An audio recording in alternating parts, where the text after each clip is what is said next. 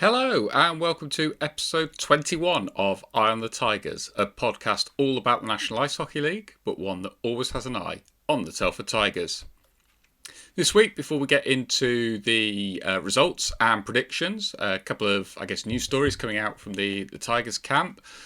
First is Sam Watkins. He's going to be unavailable for the rest of the season.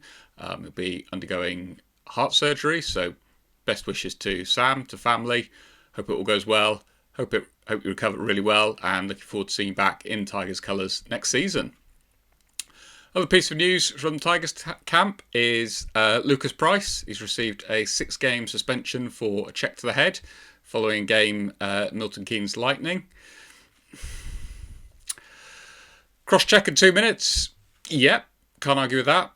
Check to the head in 6 games. Seemed a bit on the high side to me, but, obviously player safety is the most important thing. Bit of a big one to take, as Price has definitely had a good start to the season. So that's a couple of our younger forwards out for a bit of time.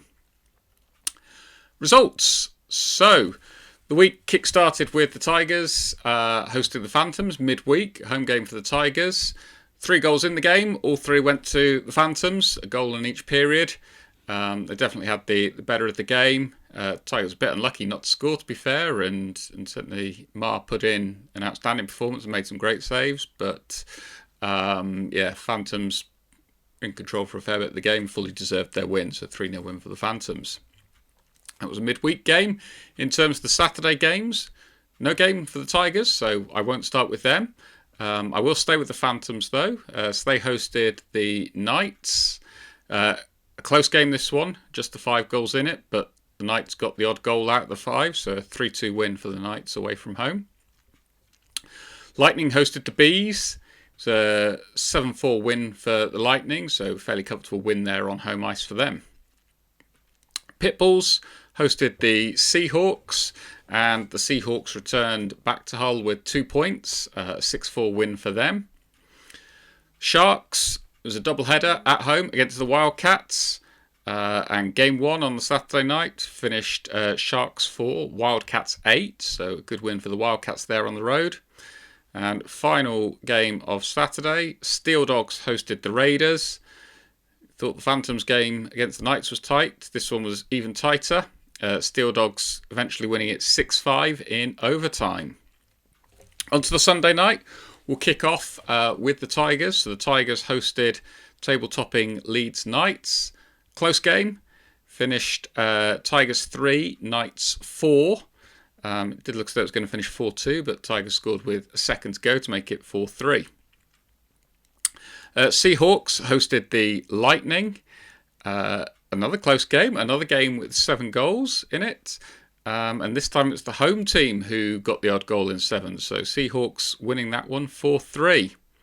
It's a theme that was repeated with the Bees hosting the Phantoms. Again, a 4-3 win for the home team. So it's a Bees 4, Phantoms 3.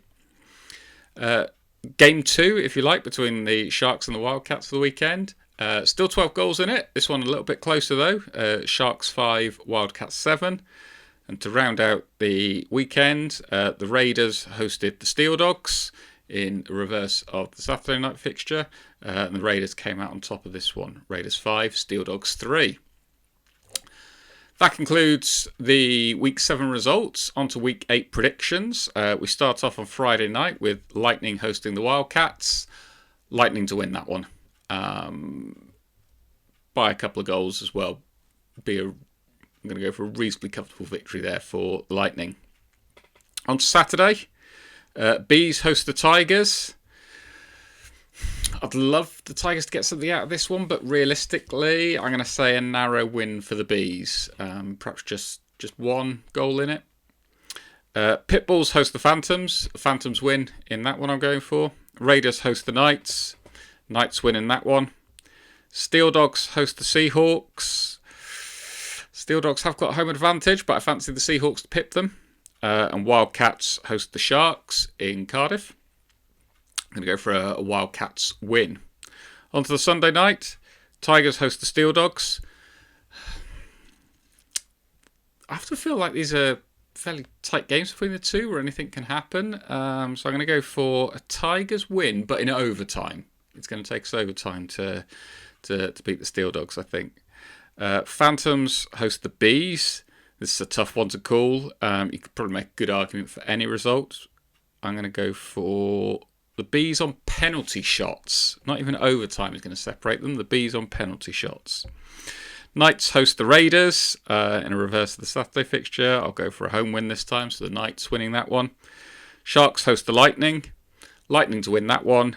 And to round out the action, last certainly not least, Seahawks host the Pitbulls. I'll go for the Seahawks to win that one. So that concludes a roundup of news from the NIHL, certainly from a Tigers perspective. The Week 7 results and my predictions for Week 8. As always, please get in contact, leave me a comment, let me know what you think about my predictions. Look forward to reading them.